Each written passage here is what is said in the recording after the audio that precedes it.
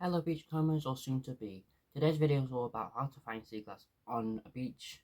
The beach I go to is a rocky beach mixed sandy beach. Before you go down to the beach, you want to bring a jar to keep all your seaglass in so that it doesn't fall out your bag or anything. But if you don't have a jar, a jam jar, or any jar would do, bring like a little bag. This is what I used before using jars, and this worked perfectly fine. The only thing is, like, little ones get stuck in the corner. So yeah, perfect. But I prefer to use jars. And if you've got any like jars like this, I always find a Pringle lid fits perfect on them. If I was going to do a big beach, I would bring my big heavy duty bag. On this I've got a torch, a sea pirate glass, a drink holder.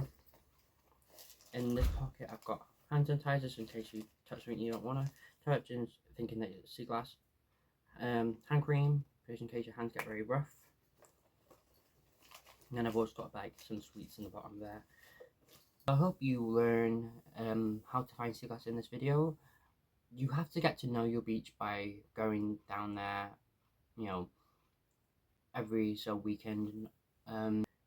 It can change on the currents of the waves, because I know the beach I'm going to today is better in winter than it is in summer.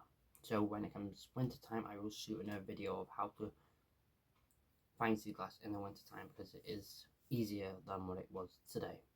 Before you go out, check online and check if your sea's in or out. If it's out, I would go. If it's in, I would still go, but depending on how far out it is, depending on how much sea glass area you get to look for. Because I've gone to the beach a couple of times, not looking at my phone how far the sea's in, and I've gone and then the sea's literally like there, and I'm like, I can't do any sea glass in, so I'm like, I just have to go home, and it's just not a waste, but it's waste of walking there and back. So I hope you enjoy this little video of how I find sea glass and that, and I hope you find it helpful.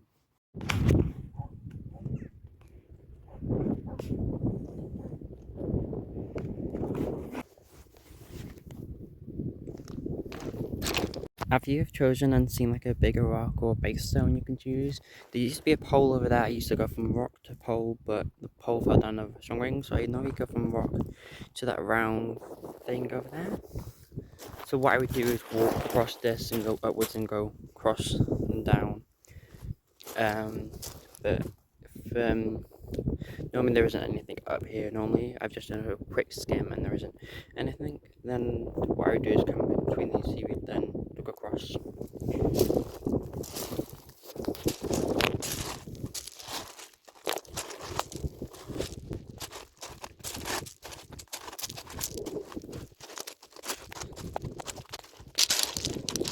Normally seagrass gets trapped in between like where it goes upwards or like on top of the lench really. But the waves have created like a ramp.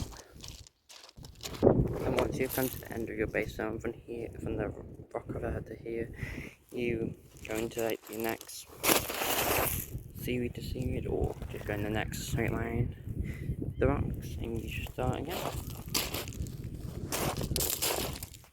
You do find quite a lot of shell sharks on here. Just found one now. So you see how that was under a rock and it was against the seaweed. Yep.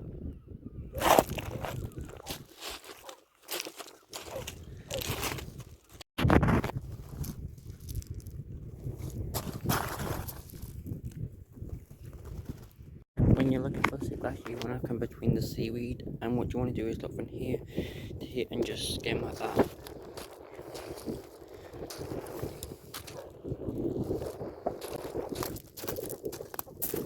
You can get close to the ground if you want it to be quite easier. As I'm taller, I find it harder to find seaglass. So if it's smaller, it's quite easier than that. Seeing as I don't come across any on here so far, because it's quite big rocks, I'm going to go down to this part now, and basically just do the same as just skimming from here to here across the seaweed and just trying to find seaglass.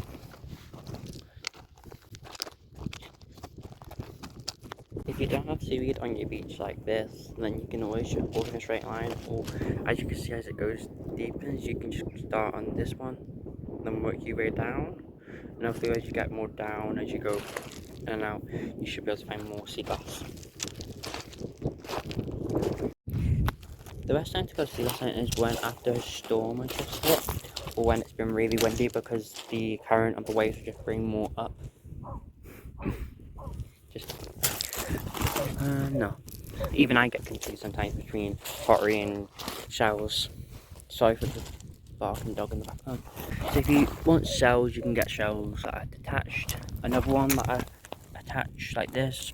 See? Oh, crab shell. Call it a crab.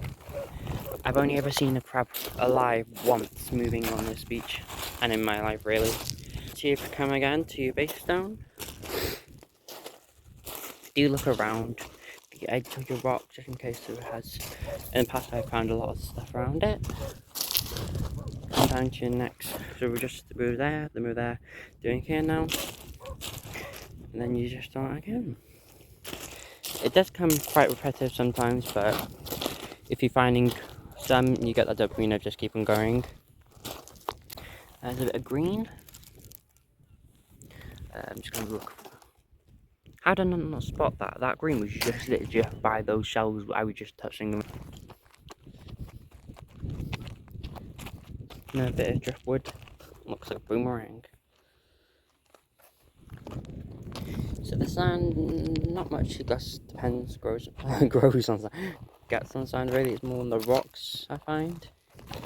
After like 5 years of coming to this beach, I haven't come across a new bit yet, and this is a good chance to show you. This is completely new, this bit, and like, see if you see glass like this, it is completely new. Do not pick them up; they are sharp. So you want to hit them up when if it has been in. As you do come closer down to the bigger rocks, if the water's out like this, here it is today. If you get a bit closer to the bigger rocks, please do be careful being around them. Just walk slower, because some of them can be really slippery. You will get used to like the smell of the beach and all these little flies.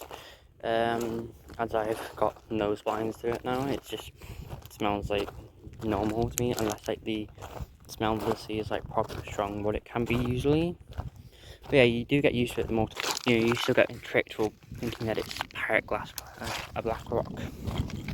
But the way to identify that jellyfish is parrot glass would be shiny and black rocks wouldn't be. So it's under just under now. I have found 10.